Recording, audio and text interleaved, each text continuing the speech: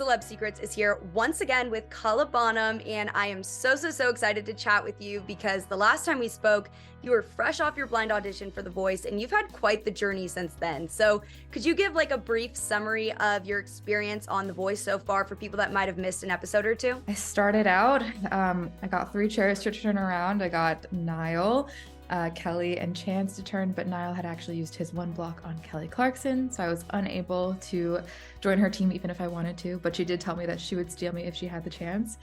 And then she did, so I ended up losing my battle, which meant that Kelly was able to use her steal for me, so then I swapped from Team Nile to Team Kelly, and then actually ended up losing my knockout and then got stolen to Team Chance. But I actually had a choice at that point because Blake tried to use his steal for me as well. So I'm definitely the team hopper of this season. You have gotten the opportunity to work with Nile, Kelly, and Chance, and it's clear that all 3 of them are completely different. So what would you say are the main differences between the 3 coaches that you've been able to work with so far? They're all so amazing in their own ways. Nile is a very heavily involved coach. I mean, we had quite a bit of a break between blind auditions and the battles, and throughout that time he was so communicative with us. He was sending us emails, he arranged Zoom calls with us. He really just wanted to make sure that he went out of his way to make sure that he was giving you as much advice as possible, which was really nice. And Kelly is obviously just one of the most amazing vocalists of all time, and I think really resonates with me from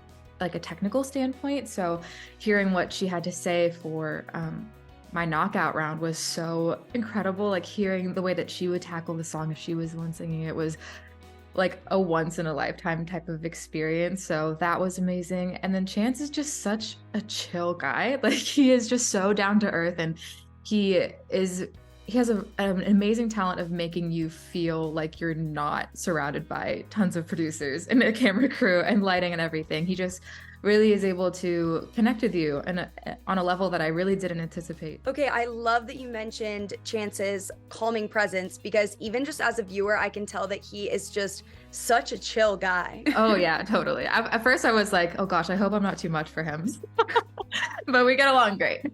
You know, Chance turned around for you at your blind audition and you decided to go with Team Nile, but he has truly wanted you since day one. So have you been able to see his heart shine through as a coach? Yeah, absolutely. And I mean, that was a huge reason why I wanted to go with him too, is because I could tell that ever since day one, he has believed in me. So I connect with him on a great level, and he's someone that I've looked up to for a long time. So yeah, I'm really excited that I had the opportunity to work with him. As we discussed, your journey on The Voice has been a whirlwind. You didn't win your battle round, got picked back up, didn't win your knockout round, got picked back up.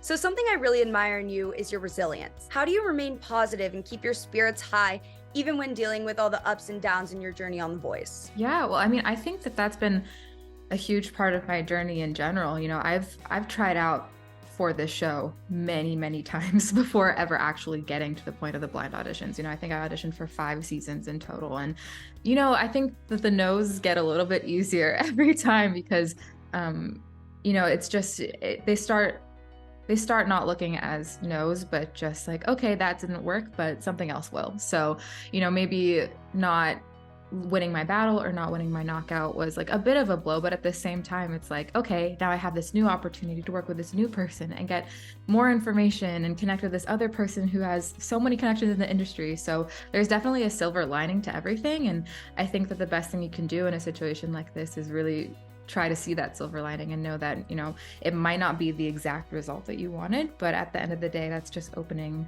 other opportunities. It's clear that on this season of The Voice, you guys are so close, and I'm sure you have so many memories together. So do you have a funny story from behind the scenes that you can share? One of my teammates at the time, Team Kelly, I went to Target with Holly Brand, and we went just for a couple of things and came back with an entire cart full. And not only that, but she and I have matching dinosaur plushies, which a couple of people have seen in some of my TikToks and things like that.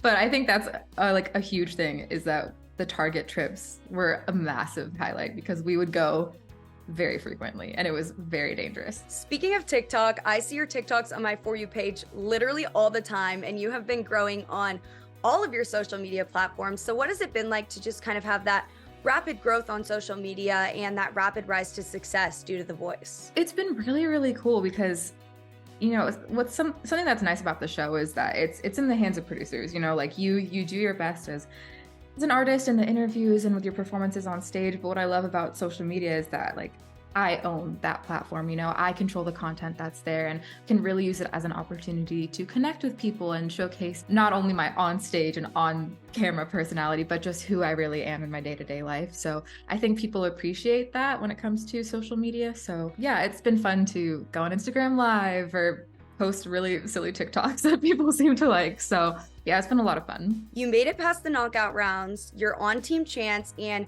you're headed straight towards the playoff rounds. So what is your game plan moving forward? I definitely have something to prove now, considering this isn't my second team. This is my third team. I really want to show Chance that he made a good decision in using his steal on me. And I really want to showcase some other sides of my musicality. So I'm hoping that people at home resonate with that as well. Now I have two really quick rapid fire questions for you. So the first one is, if you could have any celebrity in the world be a coach on The Voice, who would you want it to be? So when they were doing the Blake, like a little tribute to Blake with it being his last season, they showed when Dolly Parton was there. And I think she would be iconic as a coach. I think Dolly Parton would be amazing. And then the second question, kind of going off of that, if you could perform any song on The Voice, no pressure, what would you want that song to be? I am a huge fan of Liz McAlpine, and her song Ceilings is so beautiful and having a moment right now. So I think that would be a really fun song to do. Now I know I asked you this last time, but since we are Celeb Secrets, do you have a little behind the scenes secret about The Voice that fans wouldn't know from just watching? I guess something that people don't know is that those days when we film are long days. Like there are days where we get up at 3, 4 in the morning sometimes, and they're intense. And I always start at the Starbucks in the hotel in the lobby. Something that is really special that I don't think is talked about all that much is because, obviously the audience, or as viewers, you really get to see that connection between the artist and the coach. But something that I think is really special is the connections that I've made with so many other artists. Like, you don't know how much time we spent together and rehearsing for each other and showing each other original music. So, obviously the platform is incredible and getting the opportunity to work with these amazing artists is amazing. But I've really made so many close friends who I look to not only as my peers, but also as inspirations to me too. Like, they have such incredible connections and have done so many amazing things in their own experiences in music. And then kind of going off of that, I know you give a little glimpse into your personal life on social media, but do you have a secret about yourself that fans wouldn't know? Maybe not a secret per se, but a little plug is that original music is most certainly in the works. Something I guess I can tease is that one of the songs most certainly would not have come to be without the help of Mr. Nile, who I reached out to when I was dealing with some writer's block. So he has heard one of the songs that I'm planning on releasing.